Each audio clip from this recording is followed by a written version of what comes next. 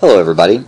I just wanted to take a second to go over some of the features of Sketchbook Pro. I am working on the Galaxy Note 10.1, and this video in particular is for the XDA forum for Samsung Galaxy Note 10.1, and I just wanted to kind of go over some of the basics. So first, we want to, I'm going to start my timer so that I actually don't go over.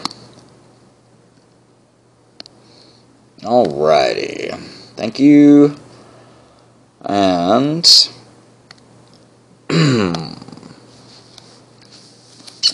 here we are. So there are three things I want to go over primarily in this video: the layers panel, and layers, color, and tools. We'll start with the tools palette. So I actually did a video already and learned some things myself, so we're just going to start from scratch here.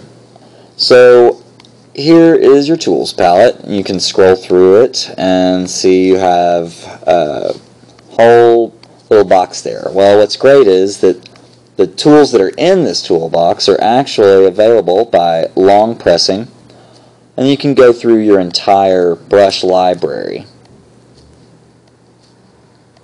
Whenever you set a new brush, it retains itself in the toolbox and saves it, whenever you close the program and stuff, which is great. Now, not only is your toolbox right here for immediate access, but there's also another brush properties menu. Now, what we have here is all of our brushes, so we could pick, from our brush library from here if we wanted to. Now, since we have selected a tool from the toolbox, we are changing that tool's properties right now. So we're just going to stick with what we got, and I wanted to show you guys this.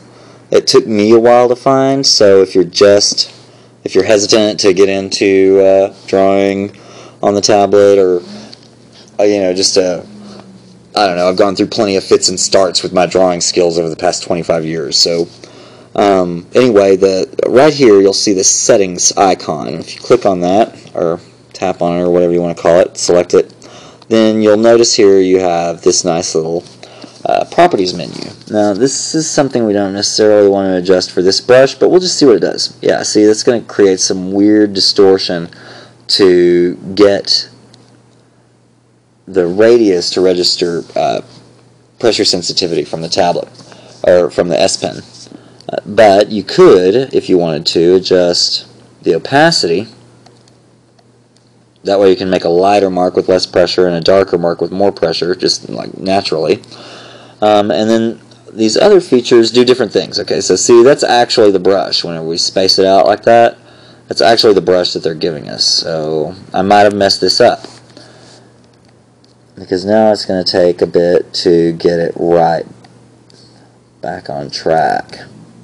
There we go. It's starting to look better now. And we can go overboard too. But that is a nice brush, actually. I kind of like that.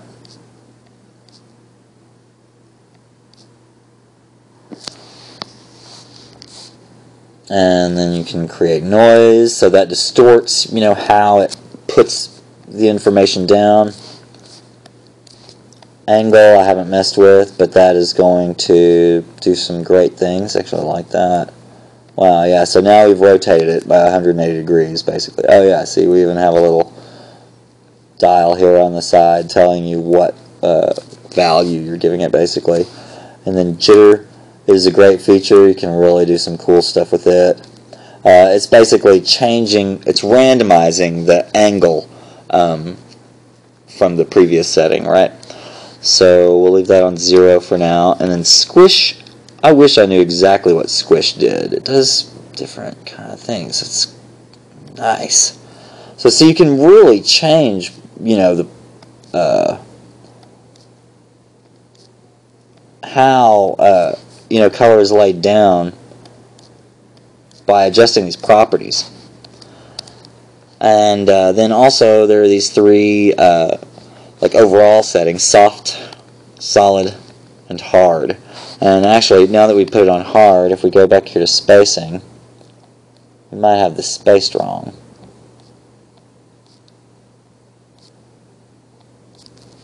Okay, we're just going to try that one. Let's see how that brush marks. Okay, so we have modified this brush beyond belief. So it's no longer making the original type of mark that Autodesk intended whenever they designed that particular brush preset.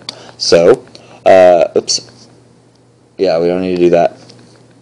Now, the screen will actually flicker here for a second. I'm using a screencast video recorder from the Play Store.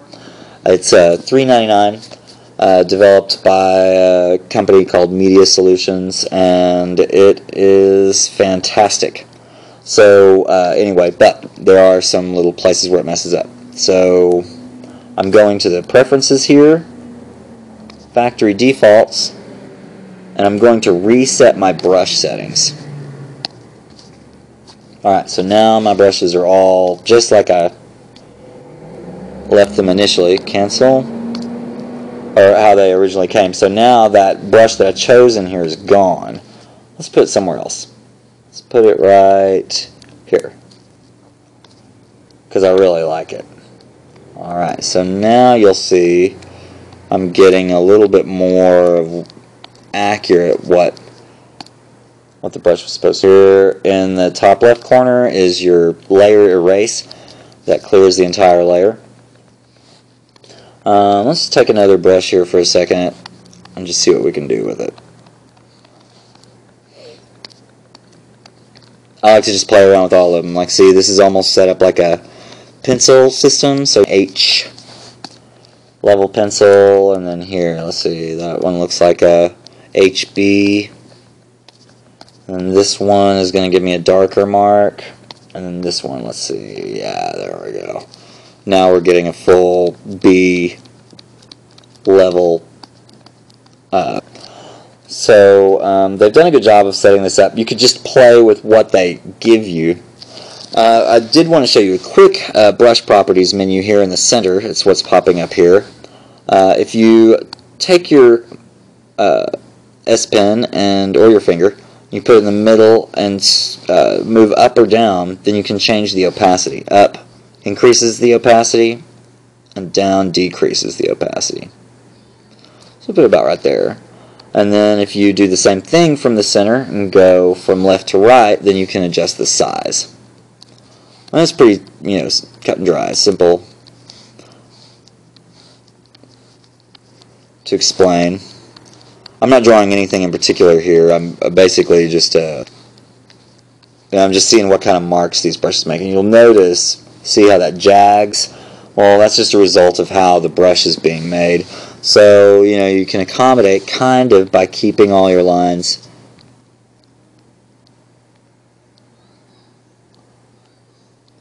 in the same direction. And then if you need to make a bend like that, yeah, see, that's not really possible. You're going to get these artifacts on the outside of the line.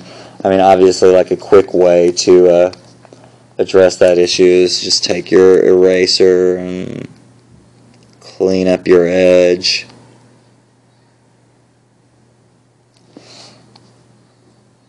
A little bit of a pain in the butt, though. Okay, so we'll clear that. I mean, you guys can go through the brushes yourself, obviously. They all do some great things, but they're all capable of manipulation in here. Keep our spacing tight, and then we'll up our radius. We'll give ourselves a smaller minimum radius. You see how that causes the start and end to point. Alright.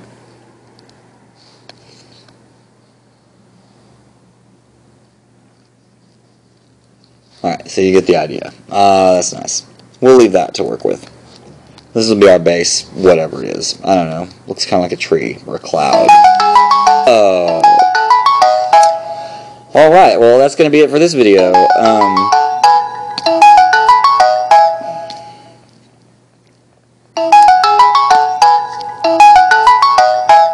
Oh, how do I stop that alarm? Oh, there we go. It was just giving it to me. Alright, thank you guys for following along for this, and we'll get to the color panel next.